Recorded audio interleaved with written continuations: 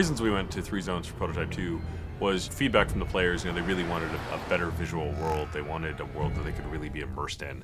And by going to 3 distinct zones, what it meant was that we could give a greater level of memory and resources and just focus and attention that our artists could deliver to each zone to make them absolutely stunning and beautiful and a rich environment to play with.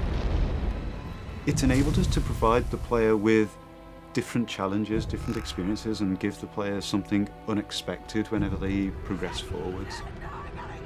We wanted to have 3 areas where we could have sort of a military zone, a pristine zone, and an infected zone, and have them stand on their own. We really set out to have each zone have a very distinct emotion as you play through them, a different look and feel. When you go to the green zone, we wanted to make sure that you felt that the military was very much there, keeping the city streets safe and making the infection stay at bay. So you get a greater military population, you get less destroyed buildings, less papered over buildings. You really, they tried to make it look pretty and nice. Our responsibility is sell the story, sell the mood and the feel of the location. So you will see lots of guys sitting on the sidewalks, leaning against the buildings, kind of hiding.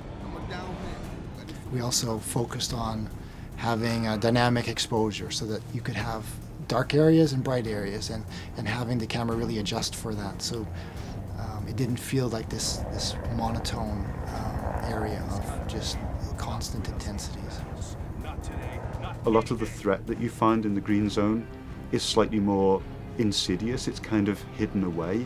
It's not as overt as in the yellow zone where there's military absolutely everywhere, but as you dig deeper into the green zone, you start to understand that it has its own set of secrets in there, which I'm not going to go into details in this particular conversation. The yellow and the green zone represent sort of the progression to the red zone. The green zone starts out as a living normal civilization where people are still going about their daily work. They're still doing their normal things. The yellow zone is more of a camp where things have gone wrong. They've moved people in, they've moved people out. It's a military quarantine zone. No one moves anywhere without moving through checkpoints. Your yellow zone, we really wanted that feeling of oppression. We really wanted that feeling of too many people crowded into a small space. We wanted to make you feel that Gentek is performing experiments on the human population. With the yellow zone having kind of expanded in such a way that the shanty towns are spilling out into the streets, what you tend to find at ground level at least, it's a much more enclosed gameplay space and a much more dense gameplay space, which means that if you get into a fight, it changes your tactical options. So it's just asking different things of the player and requiring them to approach situations in a different way. The checkpoints are far more important.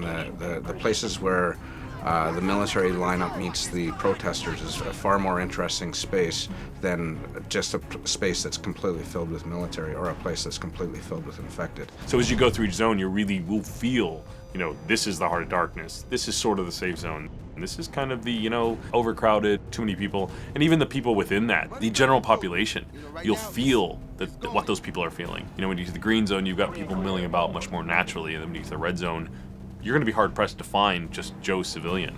You're going to find a lot of infected. You're going to find a lot of people worried for their life. So the zones are actually unlocked in a linear sequence as you go through the game. You'll start out in the yellow zone, and then through the course of events you get dragged on into the next zone and then the zone after.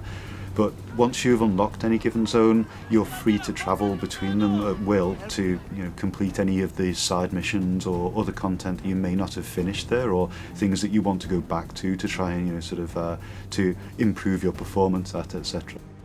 Prototype 2 is still very much a completely open world game where you have total flexibility to go wherever you want and do whatever you want whenever you want.